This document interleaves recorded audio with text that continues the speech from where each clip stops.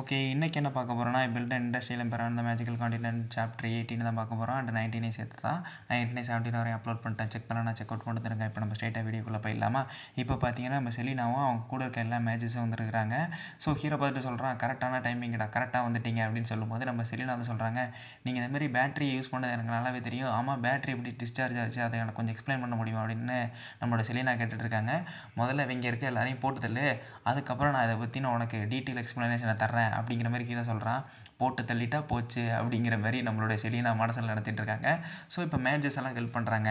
எல்லா மேட்சஸும் என்ன தெரியுமா பண்ணுறாங்க, தண்டர் மேஜிக்கை யூஸ் பண்ணி அப்படியே செலினாவுக்கு தர்றாங்க. செலினா என்ன தெரியுமா பண்ணுறாங்க, அதை அப்படியே மழை போல் பொழிய வைக்கிறாங்க. இடி மழை பொழிகிறது அப்படிங்கிற மாதிரி தான் அங்கே வந்துகிட்டு இருக்குது.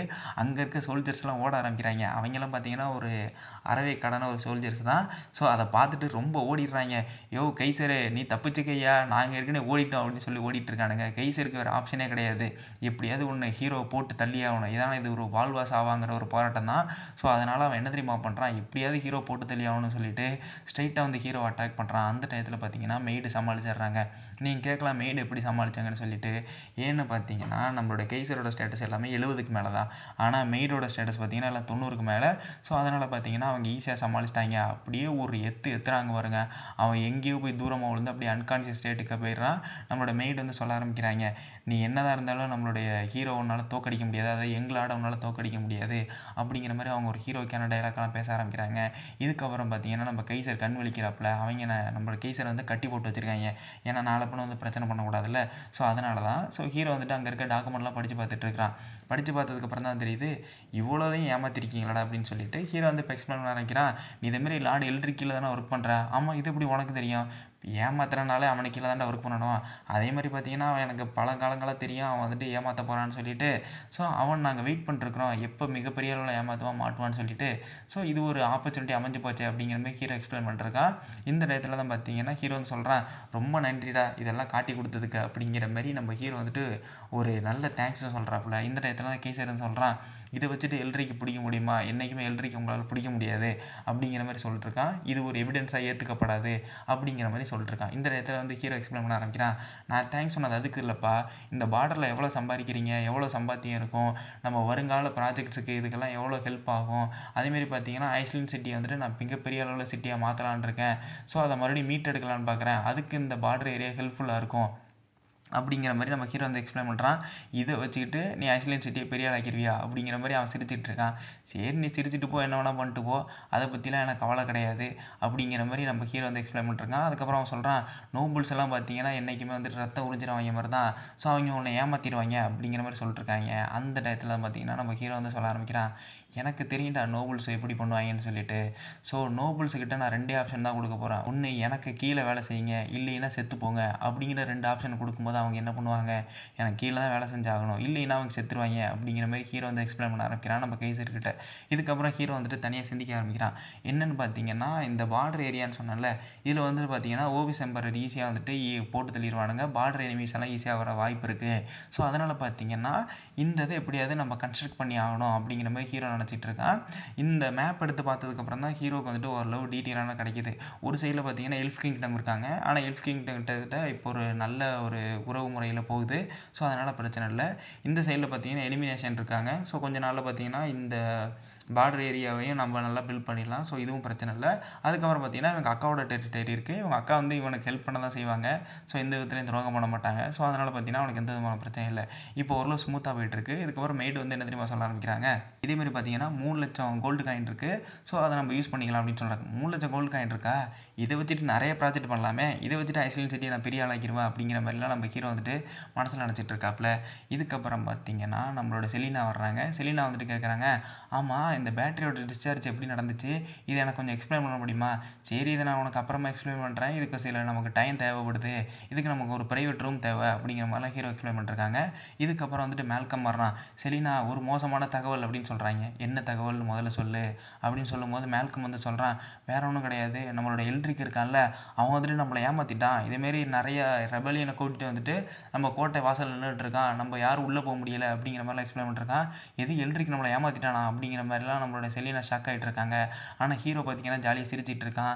இந்த இடத்துல செலினா அதை கேட்குறாங்க, என்ன நம்மளை ஏமாற்றிட்டான் அப்படி இப்படின்னு நம்மளுடைய மெல்கம் வந்து சொல்லிட்டுருக்காப்புல, ஆனால் நீங்கள் ஜாலியாக சிரிச்சிட்டு இருக்கீங்களே அப்படிங்கிற மாதிரி நம்ம செலினா கேட்குறாங்க. அதை கேட்டு ஹீரோ வந்து சொல்கிறான், வேற ஒன்றும் கிடையாது, எல்ட்ரிக் எப்போ நம்மளை ஏமாத்துறானோ அப்போயே தோத்துட்டான்னு அர்த்தம் அப்படிங்கிற மாதிரி ஹீரோ வந்து சொல்லிட்டுருக்கான். இதுக்கப்புறம் பார்த்தீங்கன்னா கோட்டைக்கு வெளியில் நம்ம ஹீரோ ஸ்ட்ரைட்டாக போயிடுறாப்புல. மேலே பார்த்தீங்கன்னா எல்ட்ரிக்கு, கீழே பார்த்தீங்கன்னா ஹீரோ.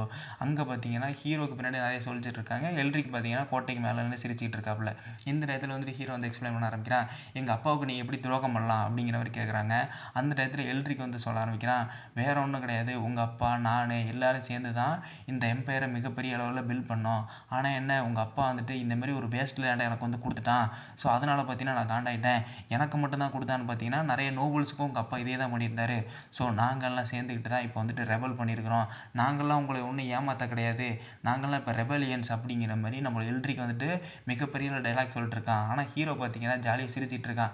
இதான் நான் உங்களுக்கு கூட கடைசி ஆப்ஷனு, இந்த ஆப்ஷனை யூஸ் பண்ணி ஒழுங்கு முறையாக என்கிட்ட சரண்டர் ஆயிருங்க, இல்லை இன்னும் வச்சுக்கங்க, இன்னும் 3 நாளில் இந்த கோட்டையை ஒட்டச்சிக்கிட்டு வந்துட்டு உங்களை கைப்பற்றுரும் அப்படின்னுங்கிற மாதிரிலாம் நம்ம ஹீரோக்கான டைலாக் பேசுகிறான். அங்கே இருக்க நோபல்ஸ் எல்லாம் சிரிக்க ஆரம்பிச்சிடறாங்க, எப்படா கோட்டையை உடைக்க முடியும், முதல்ல நீங்கள் உள்ளே வர்றதே பெரிய விஷயமா இருக்குது, இதில் கோட்டையை உடைப்பாரான், உள்ளே வந்து எங்களை கைது கொண்டு வரான் அப்படிங்கிற மாதிரிலாம் சிரிச்சிட்டு இருக்காங்க. இதுக்கப்புறம் நம்மளுடைய எல்ட்ரிக்கு வந்து ஒரு நல்ல ஐடியா வருது, சரி இதே யூஸ் பண்ணிக்கோமே அப்படின்னு சொல்லிட்டு யூஸ் பண்ணுறான்.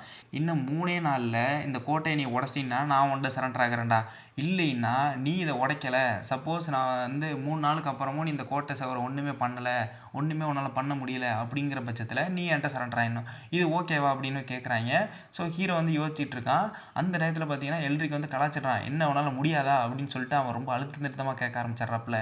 இந்த நேரத்தில் தான் நம்ம செலினா வந்து சொல்ல ஆரம்பிக்கிறாங்க, அந்த கோட்டையை உடைக்கிறதெல்லாம் வாய்ப்பே கிடையாது 3 நாளுக்குள்ளே, ஸோ நீங்கள் இதை ஒத்துக்காதீங்க அப்படிங்கிற மாதிரி சொல்கிறாங்க. நம்மளோட மெய்டு லியாவும் இதே தான் சொல்கிறாங்க, அதை உடைக்கிறது ரொம்ப கஷ்டம், நம்மளுக்கு ரீஎன்ஃபோர்ஸ்மெண்ட்டும் வந்துட்டு இருக்காங்க.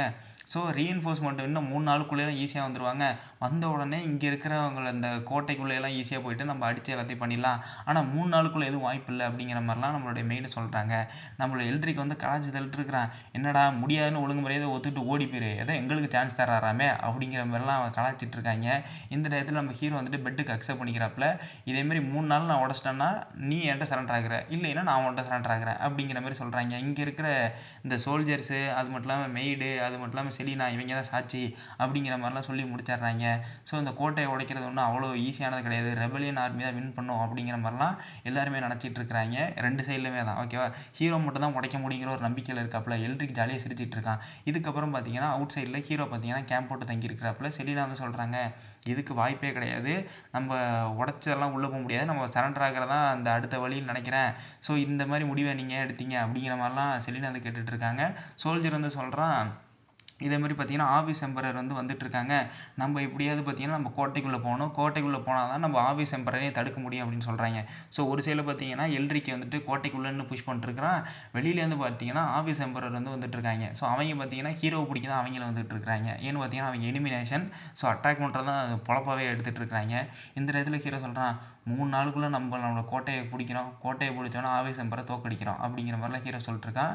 ஸோ இந்த இடத்துல வந்துட்டு மெய்டுக்கிட்ட வந்து கேட்டிருப்பான், இதேமாரி நான் அந்த ஃபயர் வுட்டெல்லாம் ரெடி பண்ண சொன்னால, அதாவது இந்த ஃபயர் வுட்டு அப்புறம் வைக்கோல் இதெல்லாம் ரெடி பண்ண சொன்னால், ஸோ அதையும் மெய்டு ரெடி பண்ணிட்டாங்க. அதேமாரி நியரஸ்ட்டாக ஒரு லேக்கையும் கண்டுபிடிக்க சொன்னாங்க, அதையும் கண்டுபிடிச்சிட்டாங்க. ஸோ நம்ம ஹீரோ வந்து சொல்கிறான், அந்த லேக்குன்னு சொன்னாங்களோ அதை மொத்தமாக உரைய வச்சுருங்க அப்படிங்கிற மாதிரி ஹீரோ சொல்கிறான். மேஜஸ் எல்லாம் வச்சுக்கிட்டு, சரி நாங்களும் உரைய வச்சிடறோம், எத்தனை டிகிரிக்குன்னு கேட்குறாங்க, 0 டிகிரி பண்ணிடுங்க அப்படின்னு சொல்கிறாங்க. சரி ஓகே நாங்களும் 0 டிகிரி பண்ணிடுறோம் அப்படிங்கிற மாதிரி அங்கே இருக்க செலினாலாம் அக்செப்ட் பண்ணிக்கிறாங்க. ஸோ இதுக்கப்புறம் ஹீரோ சொல்ல ஆரம்பிக்கிறான், இன்னும் 3 நாளில் கோட்டை உடையுது பார் அப்படின்னு சொல்கிறாங்க. இப்போ முதல் நாளை காமிக்கிறாங்க. முதல் நாளில் நம்ம ஹீரோ என்ன தெரியுமா பண்ணுறான், நம்ம சோல்ஜர்ஸ் எல்லாம் விட்றாங்க. சோல்ஜர்ஸ் பார்த்தீங்கன்னா கவசம், அப்புறம் ஷீல்டு, அதுக்கப்புறம் பார்த்தீங்கன்னா இந்த வைக்கோல், அப்புறம் அதுக்குள்ளே பார்த்தீங்கன்னா ஃபயர் வுட் இருக்குது. ஸோ நம்மளோட எல்ட்ரிக்கும் பார்த்துட்டு இருக்கான், என்னது இது, எந்த விதமான ஆயுதமும் இல்லை, ஒன்றுத்தையும் எடுத்துகிட்டு வரல, ஏதோ வைக்கோலையும் ஃபயர் வுட்டையும் வச்சு தான் காமெடி பண்ணிட்டுருக்காங்களே அப்படிங்கிற மாதிரி பார்த்துட்டு இருக்காங்க. அந்த சோல்ஜர் கேட்குறான், ஆமாம் இந்தமாரி அட்டாக்லாம் பார்த்துருக்கியா என்ன, ஆமாம் என்ன பண்ண போகிறாங்க அப்படிங்கிற மாதிரிலாம் எல்ட்ரிக் கேட்குறப்ப அவன் சொல்கிறான், வேற என்ன சார், இந்த வாழை கொளுத்த போகிறாங்கன்னு நினைக்கிறேன். டேய் முட்டாளடைனே, வாழை கொளுத்துனா வாழை எப்பட்றா, என்னடா பண்ணு வாள், ஒன்றுமே பண்ணாதடா, இது வாளுக்கு அட்வான்டேஜ்டா, என்ன இது இவ்வளோ பெரிய பாறாங்கல் இருக்குது, இந்த பாறாங்கல் வந்துட்டு சும்மா பற்ற வைக்கிறனால வெடி சிதறிடுமா அப்படிங்கிற மாதிரி எல்ட்ரிக் கேள்வி கேட்குறான். அந்த நேரத்தில் அந்த சோல்ஜர் வந்து பதில் சொல்லிட்டுருக்கான், எனக்கு மட்டும் என்னங்க தெரியும், அவங்க பண்ணுறதா சொல்கிறேன், அவங்க என்ன பண்ணவே ஆரம்பிக்கிறடா, ஏதோ வித்தியாசமாக பிளான் பண்ணிட்டுருக்காங்க அப்படிங்கிற மாதிரி எல்ட்ரிக் நினச்சிட்டு இருக்கான். அதுக்கப்புறம் பார்த்தீங்கன்னா அந்த சோல்ஜர் சொன்னபடி பார்த்தீங்கன்னா அந்த இதை பற்ற வச்சிட்றாங்க. என்னடா அது முட்டாள்தனமாக இருக்குது, அதுவும் பயங்கர முட்டாள்தனமாக இருக்குது. எப்புட்றா இதெல்லாம் பாறையிலே செஞ்சதுடா, இது பற்ற வச்சாலும் ஒன்றும் ஆகாதுடா அப்படிங்கிற மாதிரி நம்மளோட எல்ட்ரிக் நினச்சிட்டு இருக்கான், சிரிச்சுக்கிட்டு இருக்கிறான். இதுக்கப்புறம் அங்கே இருக்க சோல்ஜர் சொல்கிறான், இதேமாரி நம்மளோட ஏரோஸ் எல்லாம் வந்துட்டு கொஞ்சம் கொஞ்சமாக தீர்ந்துட்டு இருக்கு, இருக்கிற சோல்ஜர் அடிக்கணும்னா ரிமைனிங் இருக்கிற ஏரோஸையும் நம்ம விட்டுருவோம், அவங்கள தோக்கடிச்சிடலாம் அப்படின்னு சொல்லிட்டுருக்காங்க. ஏன்டா லூசாடா நீங்கள், அவங்களே காமெடி பண்ணி விளையாடிட்டு இருக்கிறாங்க, இருக்கிற ஏரோஸ் எல்லாம் வந்துட்டு சேர்த்து வை, நம்ம அடுத்தடுத்த தடவை தேவைப்படும் அப்படின்னு சொல்லிட்டு சொல்கிறான் நம்ம எல்ட்ரிக்கு. அவங்களும் பார்த்தீங்கன்னா இருக்கிறதையும் நாங்கள் சேர்த்து வச்சுக்கிறோம், நாங்கள் இன்னும் அட்டாக் பண்ணல அப்படிங்கிற மாதிரி ஒத்துக்கிறாங்க. அப்பாடி ஃபைனலாக இந்த 3 நாளுக்குள்ளே எப்படி பார்த்தாலும் இந்த கோட்டை சுவர் உடைய போகிறது கிடையாது, அதனால பார்த்தீங்கன்னா இந்த சிட்டி நம்மளுக்கு தான் அப்படிங்கிற மாதிரி எல்ட்ரிக் நினச்சிட்டு இருக்காப்புல. இது கூட பார்த்தீங்கன்னா இந்த சாப்டரை முடிச்சிடுறாங்க. நான் சீக்கிரம் அடுத்தடுத்த சாப்டர் அப்லோட் பண்ண ட்ரை பண்ணுறேன். தேங்க்யூ, பாய்.